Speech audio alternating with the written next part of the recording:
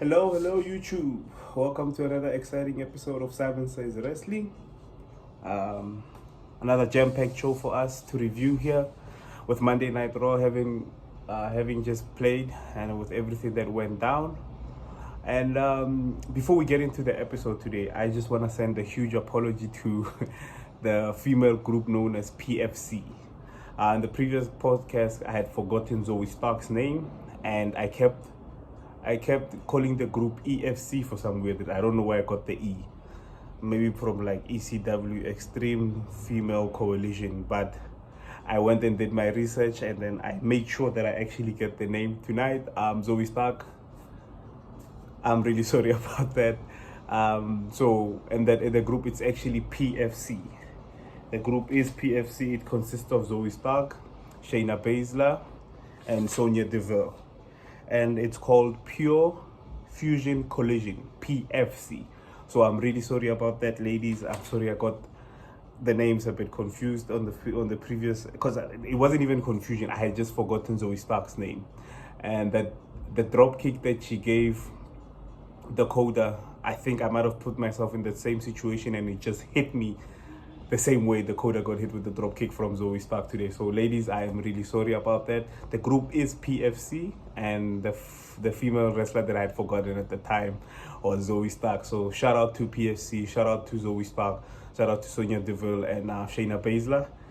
Just wanted to get that out of the way in case there's like a bit of confusion as to the whole EFC that I kept repeating in the previous video. I'm really sorry about that, ladies. Keep it black, keep it deadly, and quite a strong showing for tonight's episode of Raw with the PFC. But tonight we started off the show with obviously video packages showing superstars coming into the building. We had Seth Rollins, Drew McIntyre, and Punk going into the building for the night, obviously with the commentators going through action by action, describing as to what they're going through and how Drew and Rollins are getting ready for their match tonight, and how CM Punk obviously knows these two men so well, and how he will be addressing the WWE Universe today. They did the same thing that they had done on SmackDown with Michael Cole and Wade Barrett starting off the show, addressing the crowd and introducing the first superstar. But before we had gotten there with obviously the walk-ins and the packages, we saw video footage of Nia Jax getting attacked by Rhea Ripley. Rhea Ripley actually getting attacked by Nia Jax. Interesting turn of events. It seems like we're getting another Rhea Ripley versus Nia Jax, sort of like a giant versus giant sort of match, just to maybe solidify Rhea Ripley as the big champion who can take on all competitors. So it seems like for Rhea Ripley now, the direction that we're heading into is actually Nia Jax, and then we'll see how she overcomes that hole and then what they can make of that whole story. Obviously, given the fact that it might be something that would be dragged, I think maybe until Elimination Chamber or so.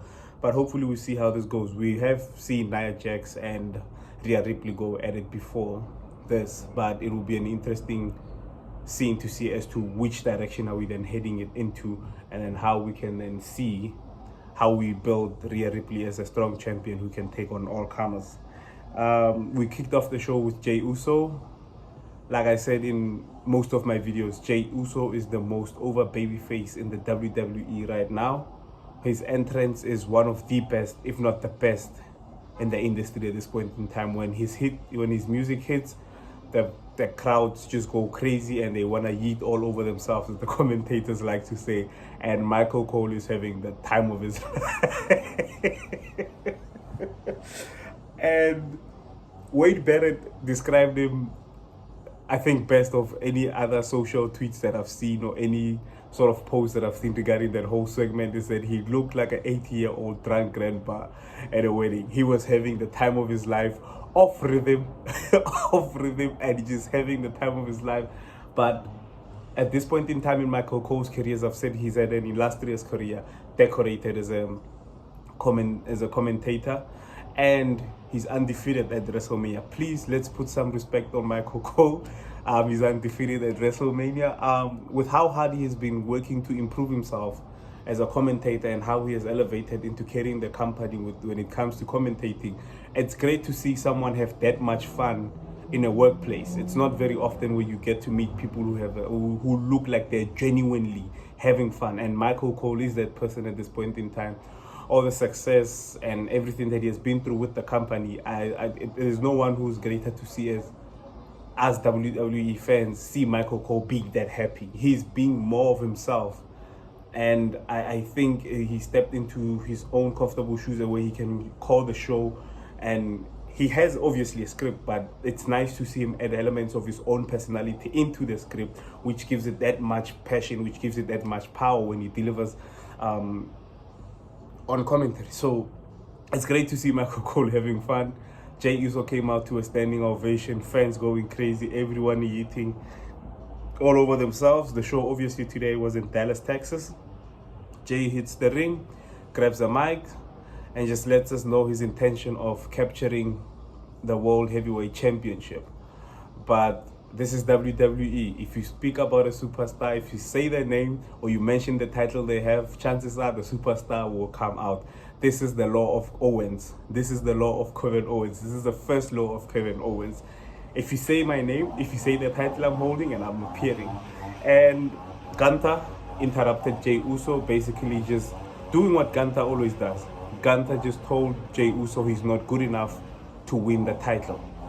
But this time, Jey Uso had a burn for him in saying that he needs to put more respect on Jey Uso's name, because out of the two people that are actually in the ring at that moment, only one of them has main evented WrestleMania. It's another big element of chunk of cheese that we can bite our teeth into and go, okay. As we've seen recently, there's been kinks in Gunther's aura. There's been conversations, there's been group chats, there's been videos made about how Gunther is actually looking less dominant than he was when he had the Intercontinental Championship. But at the end of the day, for me, the fact that he's carrying himself the way that he is now shows that he is a champion who has weaknesses. And it will be to the right opponent to play into those weaknesses to take that title away from him. I believe Damian Priest had the best weakness playing move I've seen on Gunther. He had gotten into his head, whether it was with promos or whether it was with Gunther trying to attack him from behind and him getting the upper hand. It was always that you could see that we're starting to develop weakness. You have to be a dominant champion, but there has to be weaknesses so that once we see those small weaknesses in you, the day that the title is taken away from you, we're not all on some like nobody was still getting there. He was still getting bigger, was still getting hotter, and it showed like he was on a huge rampage. There has to be human elements into it, which is why it makes it very good for a story that Gunther is starting to have small weaknesses.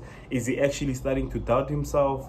Is what Jey Uso saying to him, getting to him? We're starting to unravel layers to Gunther's character, and you love to see the progression of it. They had a brawl, and it's been what now? It's been, I think I've reviewed 3 episodes, two of Raw and 1 of SmackDown, and we're getting brawls every week. I'm not complaining at all. We're getting brawls left, right, and center.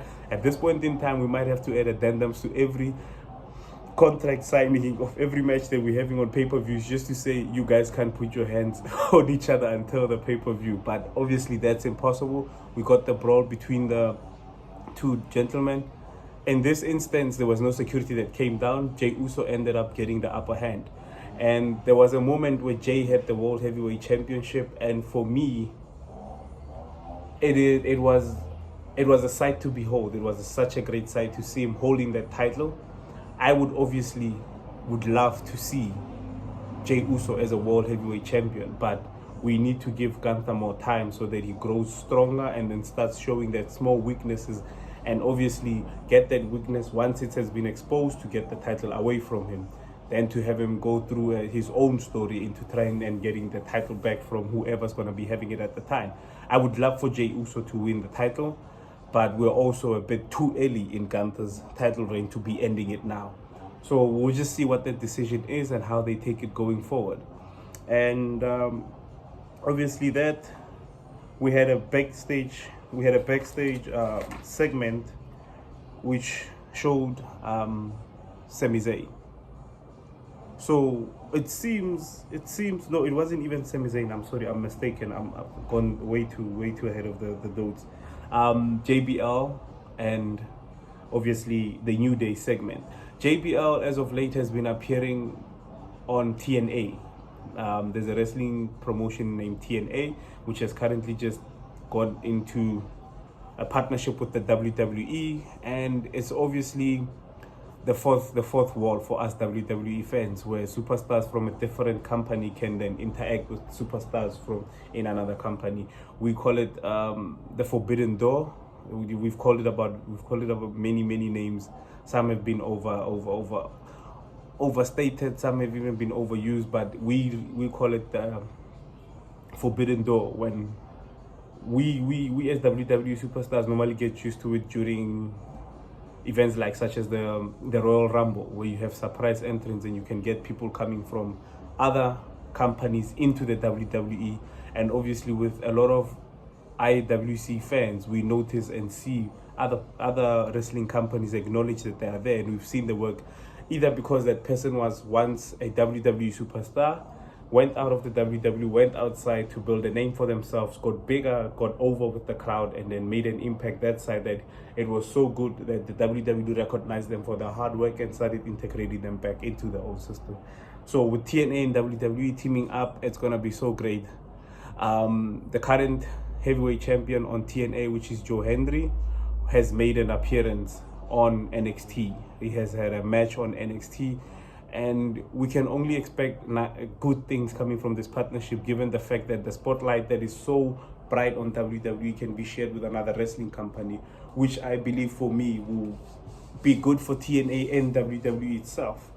And it's a partnership we have to look forward to. It's going to be a great partnership between the two, and I believe superstars are going to have awesome matches. The NXT champions, the NXT tag team champions, actually went on TNA to watch a match between the Hardy brothers and another team, and obviously got front row seats, made their presence felt, just to show that the partnership is happening and it's taking precedence. So now we had JBL with the New Day. New Day still trying to figure out why everyone is pissed at them.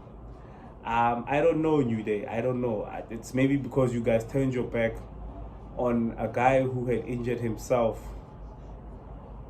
in the ring by another competitor, not like he chose to. You guys are angry at the guy because he doesn't want to come back from neck surgery. Like, as people who consider themselves brothers and the greatest tag team of all time, maybe not turn your back on the one person that needed you the most at that time. And the only reason he came back on that night was because there was so much tension between Xavier and Kofi. So what happened to that heat that they were having together? What happened in the fact that Xavier was influencing Kofi and Kofi was just trying to push back? But at the end of the day, the New Day have adopted themselves a new attitude, a new way of presenting themselves to the WWE. I honestly said this in the previous video, that it would take a while for me to see them as heels, but to their credit, the role that they're playing right now is almost perfect. They're executing it in the most nonchalant way. It's not too much in your face, but it's the small changes. It's the fact that they're not wearing any colorful clothes anymore, except for Xavier today wearing neon yellow pants. I don't know, but they don't wear those colorful shirts, those colorful ring gear that we once knew them for. It's literally black jean and a sneaker. They're doing underhanded tactics, as we could see later on in the match that Kofi Kingston had with Rey Mysterio. They're utilizing eye gouges, they're utilizing blocking the referee off while the other member deals with the other opponent, while the opponent loses focus, and then with obviously Kofi Kingston getting the upper hand. We're seeing underhanded tactics from the New Day, which is heel-like behavior.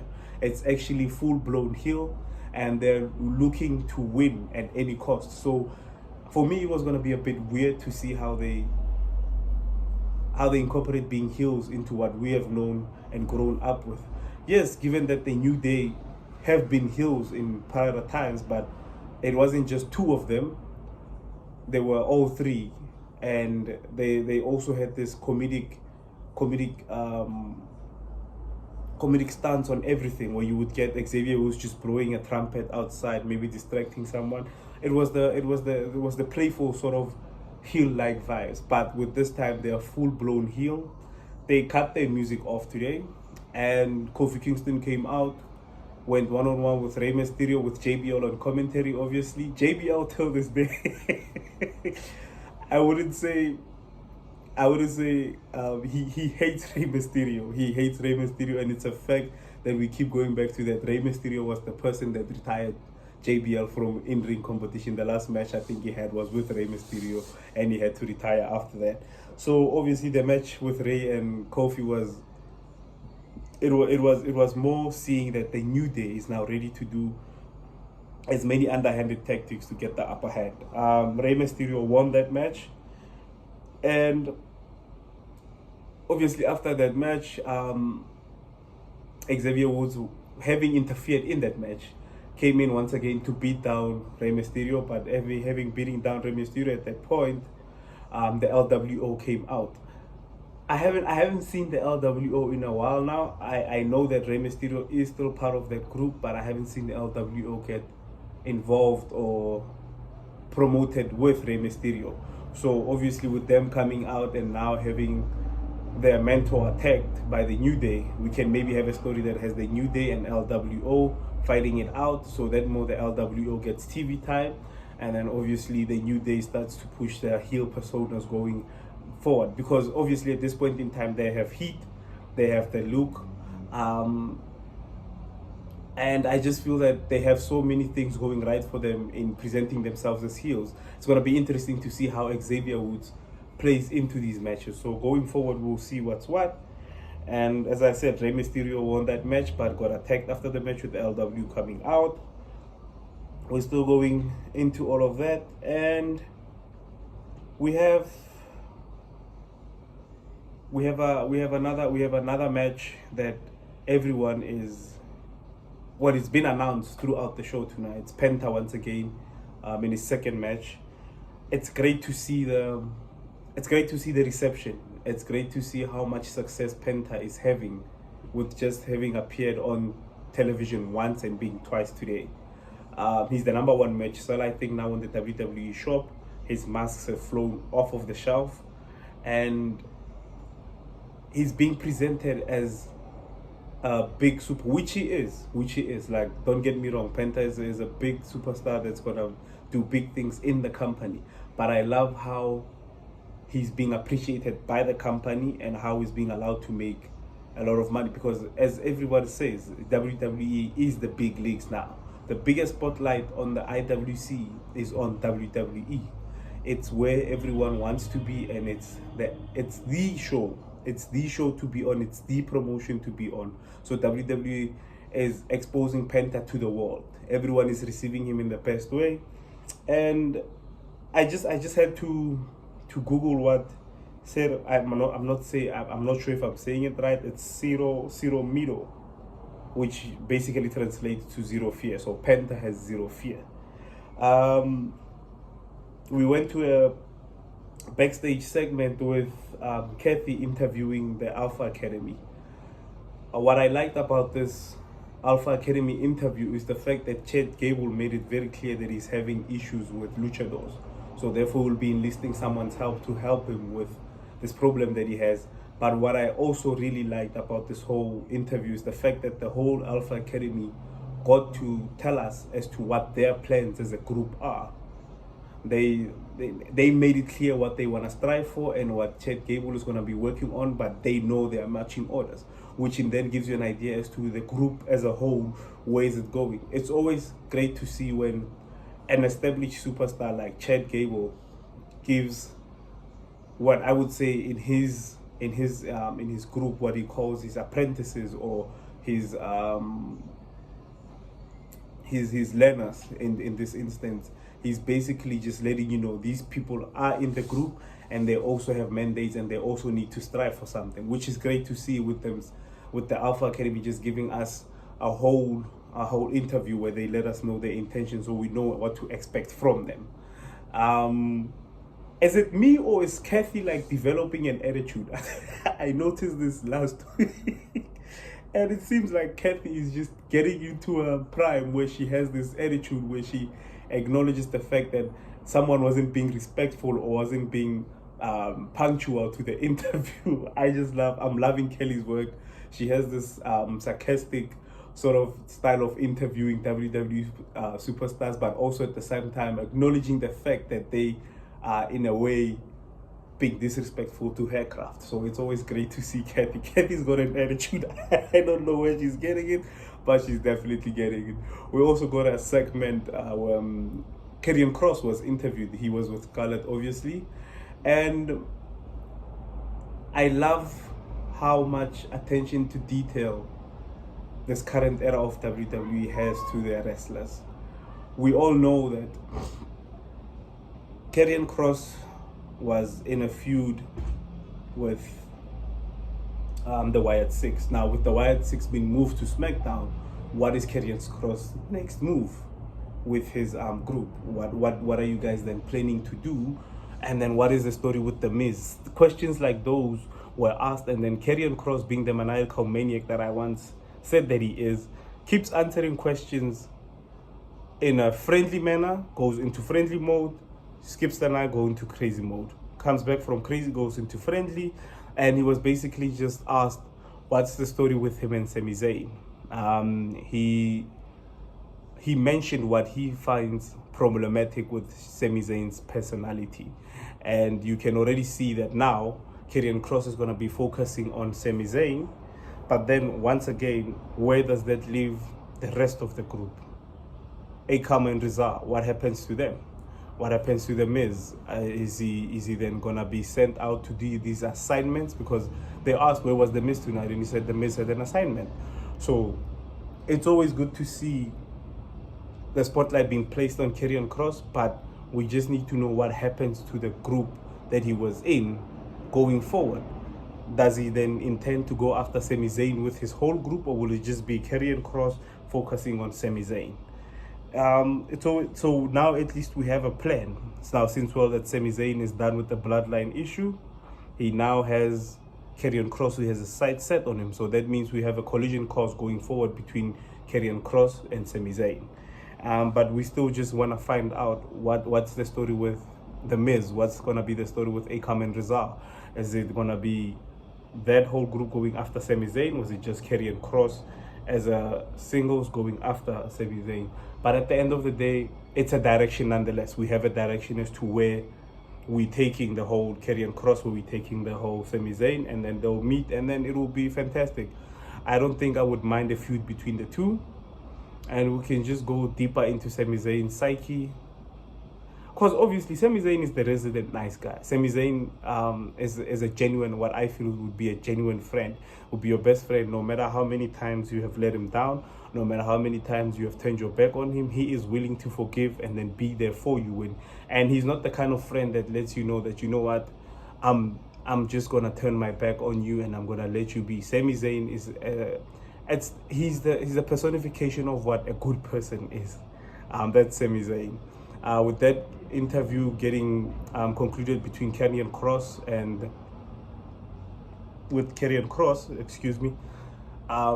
Sami Zayn then came out. Sami Zayn kept it nice, sweet and short, and just explained to everyone that, you know what, I'm just declaring myself into the Royal Rumble. And he made it clear that he doesn't need the World Heavyweight Championship. He's had an illustrious career, spanning all the way from when we first met him in NXT to the main roster now. Sami Zayn has had a great career, and I think Sami Zayn is in the same bag as what I would say Randy Orton is in, which is that building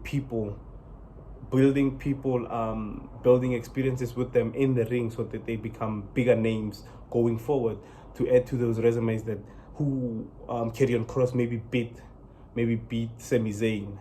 It's obviously a big name that gets recognized and well respected in the industry and in the WWE. So he's just, I think, in a bag where he just likes building superstars onto the next level. And he declared himself into the Royal Rumble, and then Kevin Owens came out, the true Universal WWE Champion, undisputed WWE Champion. Triple H, whoever is in charge of the the graphics or whoever, you need to put that when Kevin Owens comes out. Please give this man the respect that he deserves. I am begging you, ladies and gentlemen, please.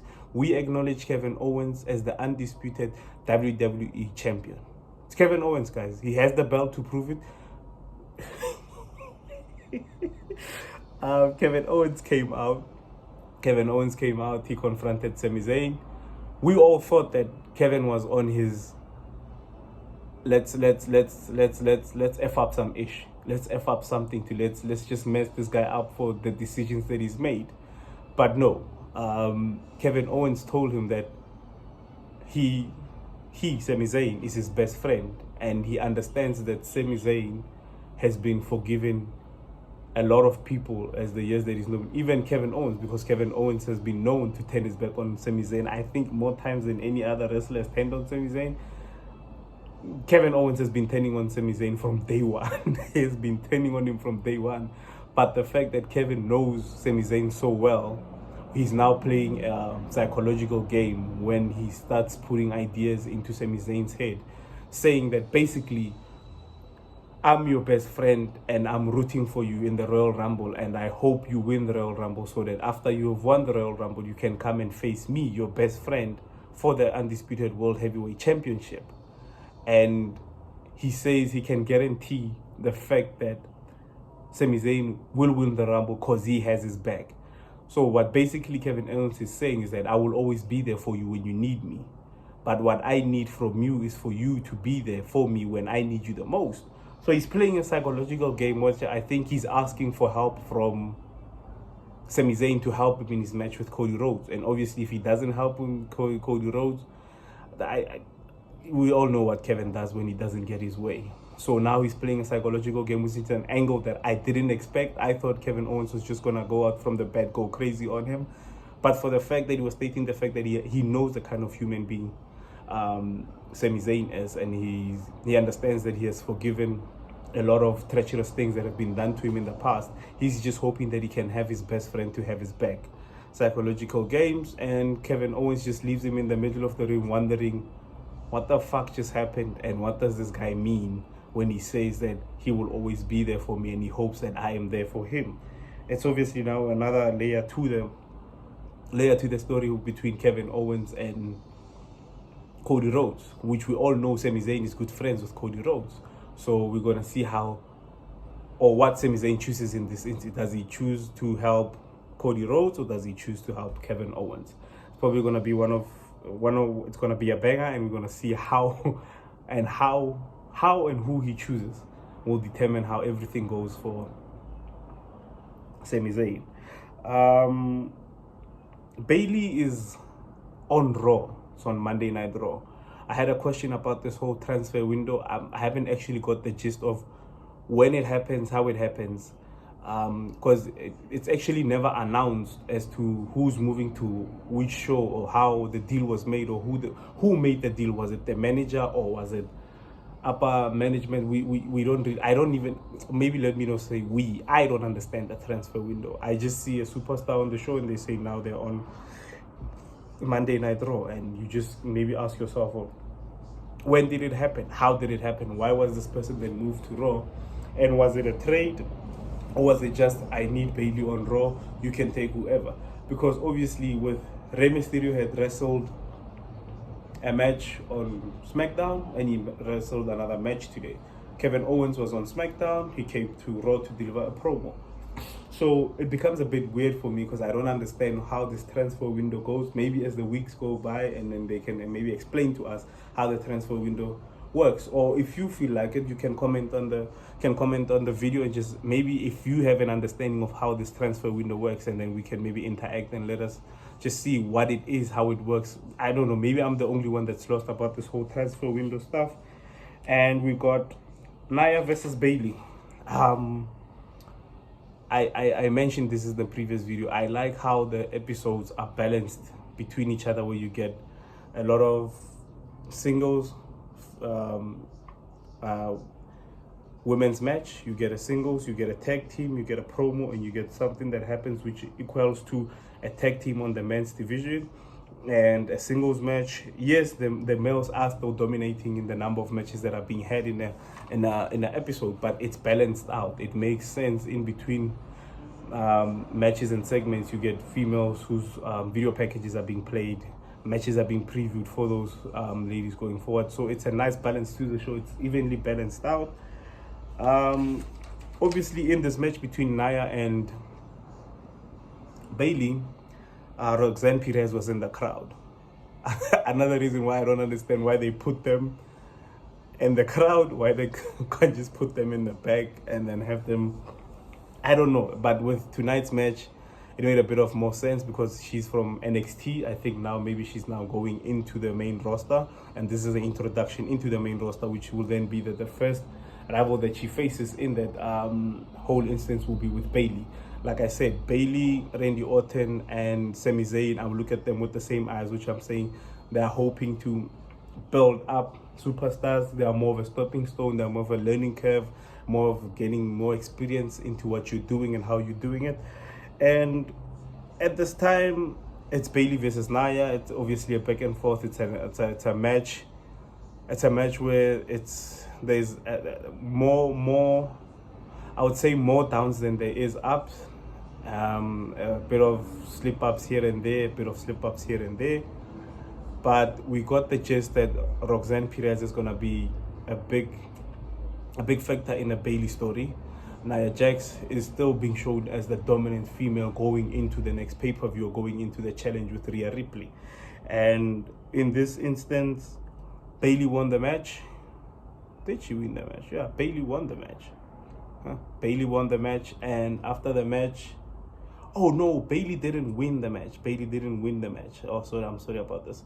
Nia Jax won the match. Nia Jax won the match, and right after the match, Rhea Ripley came out and obviously had a brawl with Nia Jax, and then just letting us know that Saturday night main event, it's gonna be Nia Jax versus Rhea Ripley. I'm not sure if this is for the women's title or is it just a singles match which they're gonna have. Obviously, more detail will be taken out going forward, and we'll at least know where we stand. Nia Jax won that match. Nia Jax won that because I'm having that image where Bailey tried to pin Nia Jax with her own move. Okay, that's where it is. Nia Jax won that match, and now we have obviously this match going into Saturday night main event. And Saturday night main event is actually shaping up to be a good show. And obviously going into the contract signing with Cody Rhodes and Kevin Owens. Now we've got Rhea Ripley and Nia Jax. We also got Braun Strowman versus Jacob Fatu. We've got Jey Uso versus Gunther. So obviously it's shaping up to be a great show. And here we go. As mentioned earlier by Chad Gable, he had gotten help from Dominic Mysterio. So it seems like he went into the Judgment Day locker room to then get a phone number from Dominic about someone that can help him. What's interesting to me is when Chad Gable said the dark arts of martial arts. I think he said something about the dark arts of luchador. And if I remember correctly, there's a wrestler who used to be a WWE superstar by the name of Aleister Black. In real life, he owns a gym called the Dark Arts. So I'm hoping that it is Aleister Black and he's somehow making a return back into the WWE. It would be so awesome to see him under the management of Triple H, given the fact that Triple H represented him the best when he was back in NXT with the black and gold brand. It was one of the best. He had one of the coldest entrances, I think, ever. I think it's one of the it's a dark entrance, but it's one of the coolest entrances that I've ever seen from a WWE superstar. And if you don't know who Aleister Black is, go back into the WWE vault or go onto the WWE network and just check Aleister Black. Or you can even take it on YouTube. Just check Aleister Black and he will show you all the great matches that he had. And he had one hell of a finisher. Like if you don't know who Aleister Black is, just go and find out who Aleister Black is. And it just gave me goosebumps thinking about the fact that he might be coming back into the WWE. But we never know. It could be someone that we think we know But with Triple H's way of handling his the company at this point in time, it's always on your tiptoes, or you're wondering who is he gonna bring in and what that person is gonna do to help Chad Gable. And then obviously with Finn having that match last week with Damian Priest, Finn is out for a while, and the Judgment, they still have a championship match against the War Raiders. Now, what's interesting is the fact that Liv Morgan continues taking snide remarks at Finn Balor, stating that Finn Balor's plans haven't been the most winning of plans at the moment. So obviously, it's creating that rift between them. And then now it looks like Liv Morgan is making leadership type decisions. It was Dominic's idea to replace Finn, but at the same time, it's Liv Morgan who okayed the whole thing. So obviously, like I said in my previous video, it's going to be interesting to see how we move forward with the Judgment Day going forward, in the fact that there's tension between Liv Morgan and Finn Balor. So that it's a slow cook. It's a slow cook. We're just now going to see what the end result of this whole thing is. Will it be bad if they lose the tag team opportunity that they've been given because maybe Dominic failed? Will it be good that they start seeing that, oh, we don't actually still need Finn in the group because we won the tag team titles without Finn in the match? It's a slow cook. It's a slow burner. We're just gonna see how it builds up and how it ends up being in the end. Then we get Pete Dunne. Is it Pete Dunne or Butch?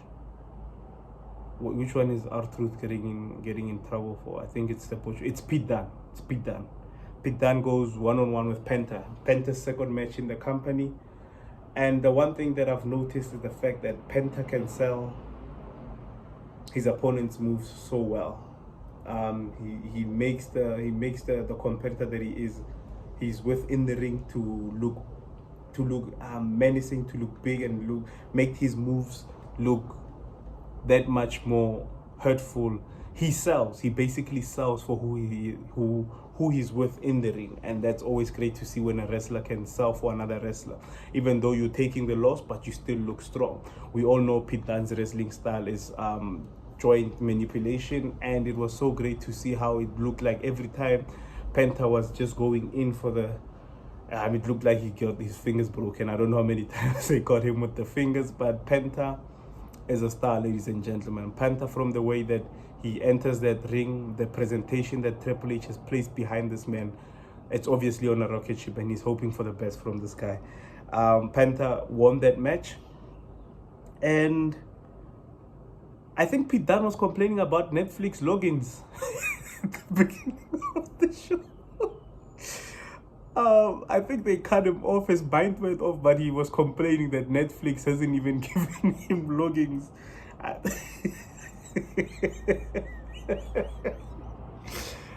I just can't. With some things, I just wrote this down because I just saw it in my notes now. He was complaining about Netflix logins. He's saying he's a well-known established superstar who's big in the WWE, but he doesn't have logins to Netflix.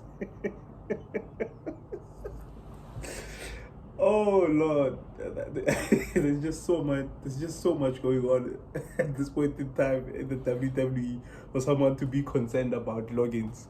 But I would understand why we're pissed off why Netflix hasn't given him logins. and then we got the segment with CM Punk. And now, ladies and gentlemen,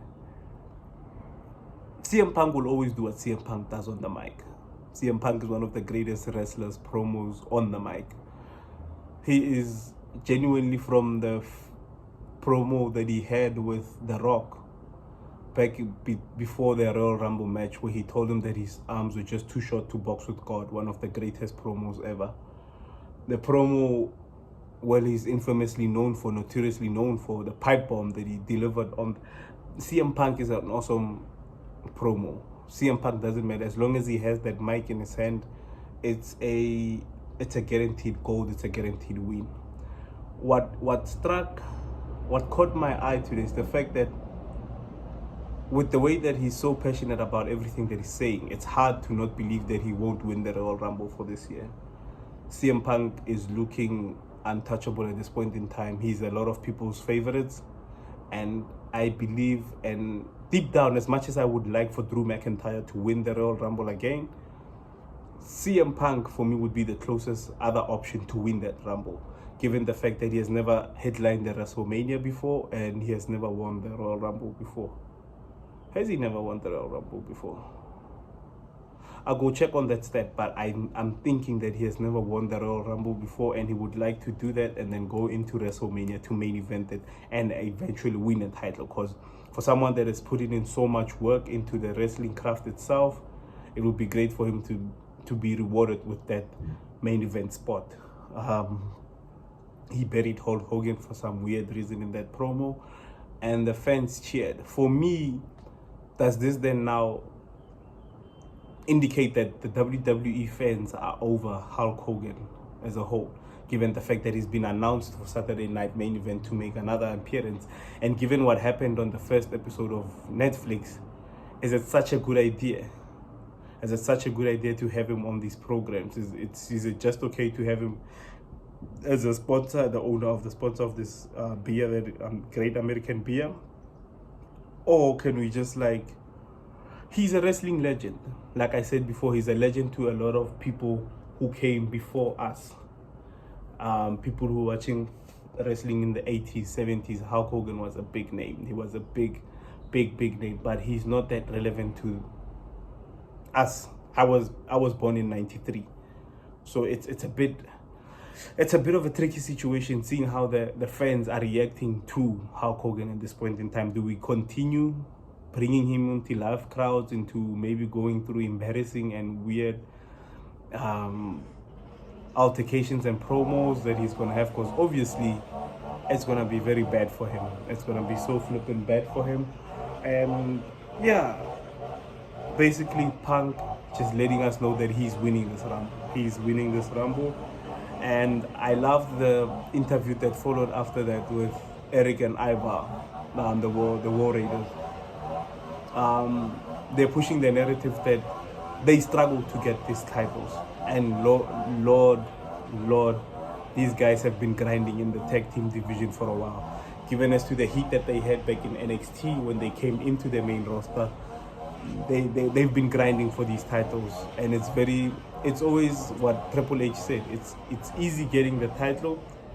It's keeping it on you that's the real definition of a champion.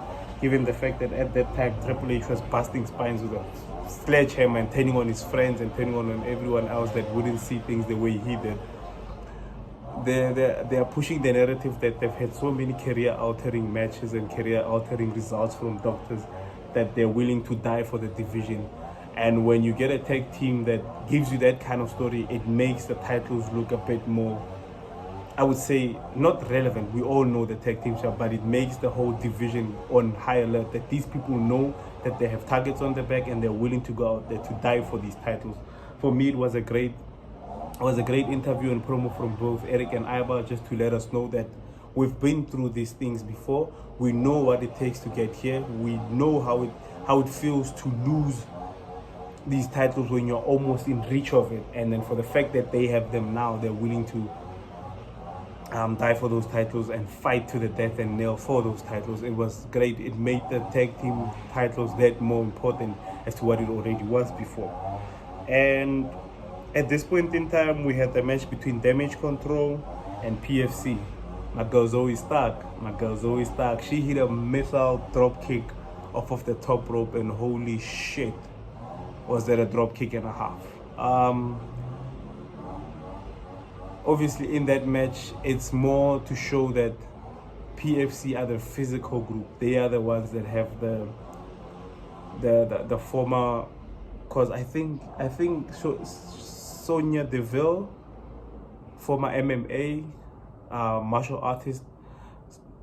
Don't even get me started on Shayna Baszler. Shayna Baszler was one of the most dominant women to ever debut on the women's roster.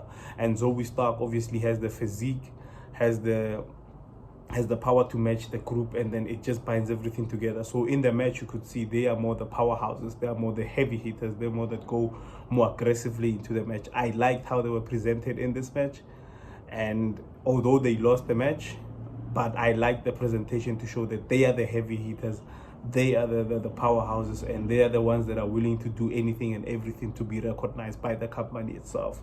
So like I said, it's a group that has the potential to carry the company and the women's division if they are presented in the way they were presented tonight.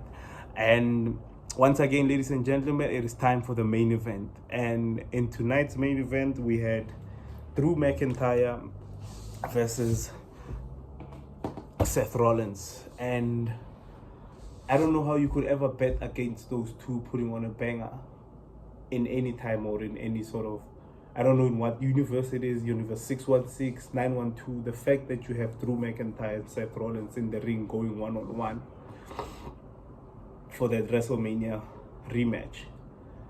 This was a main event that was so filled with so much hard-hitting and great spots in the main event.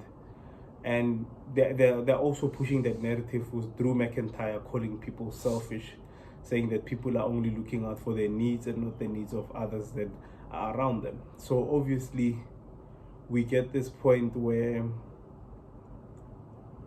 they finished the match, and one thing I noticed that none of them actually hit their finisher on the other individual and had them kick out. That's something I haven't seen in a while in the WWE. I think Drew McIntyre only used the Claymore once the match was done to finish it. Seth Rollins won the match with a roll-up on Drew McIntyre, and obviously with ill intentions, Drew McIntyre was willing to take Seth Rollins out. He was willing to take Seth Rollins' head off, Claymore the shit out of him while he's on a post, but he couldn't because Sami Zayn came out. Sami Zayn came to the rescue of Seth Rollins just so that Drew McIntyre doesn't end his career. And it was a great sight to see. Obviously, like I said before, Sami Zayn is a good friend, and if he tells you that he's gonna be there for you, he's definitely gonna be there for you. And he was there for Seth Rollins, but it went a bit haywire at the end, almost at the end of the episode, where Drew McIntyre had thrown Seth Rollins into the corner and was getting ready to, I don't know, pummel him or something of that nature. Immediately as he was trying to then see that thing, maybe he caught Sami Zayn coming at the back of his eye, and he moved at the nick of time where Sami Zayn just hell over kicked Seth Rollins. And Drew McIntyre just got out of the ring, laughed because he had accomplished that. Then does that then build doubt between Seth Rollins and Sami Zayn?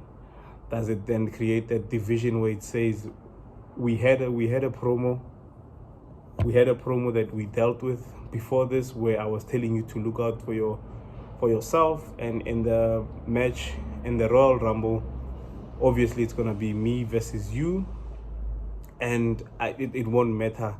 It's every man for himself. I'll be the first one to take you out of the ring.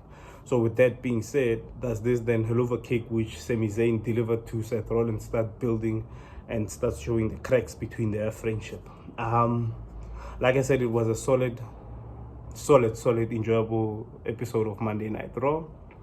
If there's anything else that you guys feel that I've missed that you want to get into the next video, or something that you feel we could add more to the channel, please feel free to hit the like button, subscribe, comment below on any suggestions, or if there's anything you'd want to interact with. What is the transfer window? What are your predictions for Saturday night main event? Who's your pick for the Royal Rumble to win this year, the 2025 Royal Rumble, which is stacked to the max? And I just want to say to everyone, thank you for the support, and always thank you so much for the support. It's a pleasure coming here on every day and just getting a chance to speak about the one sport that I like, sports entertainment. Yeah, thank you so much, guys. Thank you for watching the video. Share, like, subscribe, and comment. Until the next episode, peace.